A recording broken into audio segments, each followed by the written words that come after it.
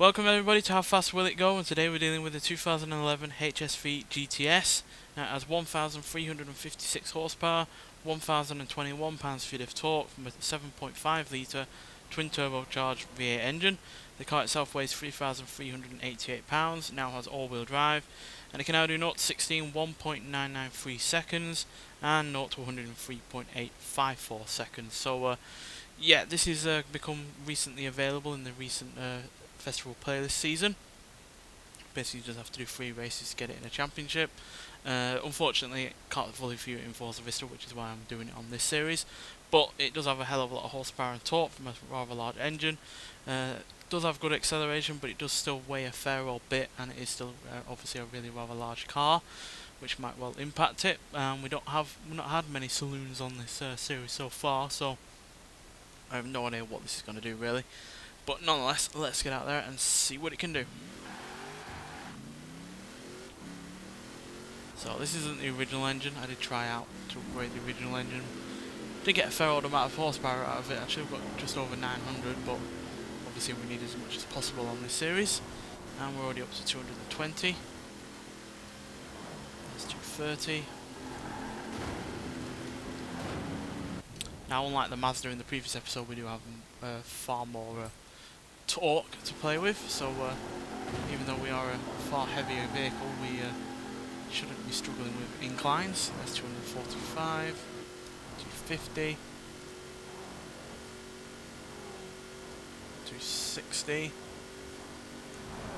Faster than the Mazda from the previous episode by a couple of miles an hour.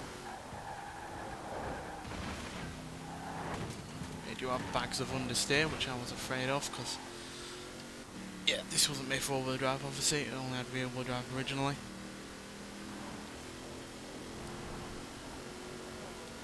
It is really rather smooth in terms of getting its speed on the go. Right, so 263 so far,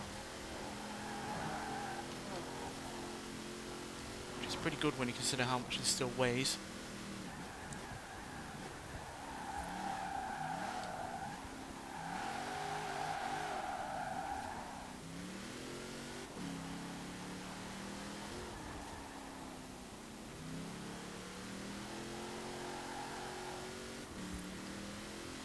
See if it can do any better on this side of the motorway.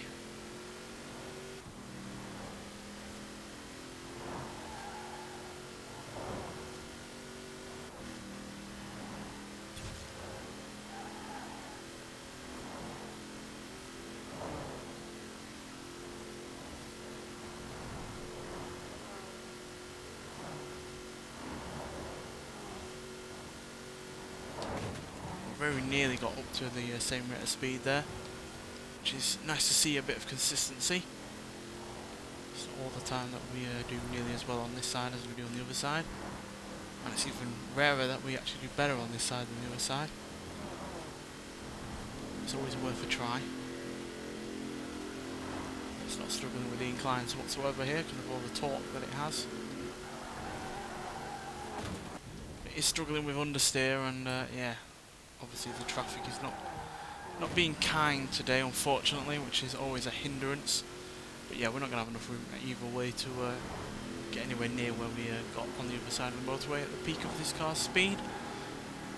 But nonetheless, 263 miles an hour is still really rather nicely done, especially again for a car of this size and weight. And yeah, we don't have many saloons on this series, to be honest, but yeah, cars that it's matched at least are the likes of the Formula Drift Chevrolet Corvette, Toyota 2000 GT, and the Lotus Elise GT1, Jaguar Lightweight E-Type, and TVR Cerberus Speed 12, Beta the TVR Tuscan S, Ferrari F12 GT, Noble M600, Pontiac Firebird, Eagle Speedster, and a Porsche 356C. Slightly behind the TVR Griffith, Zenvo TSRS, BMW M3 GTR, Ferrari 288 GTO, and a Porsche Carrera GT. So yeah, it's right in the midst of some pretty serious vehicles on this series, but yeah, the fact it's only just able to manage a Toyota 2000 GT, which is obviously a far older car, is a little bit disappointing. I would have liked it to have gone quicker. especially considering it's got a hell of a lot of horsepower, but it's also got a hell of a lot of weight.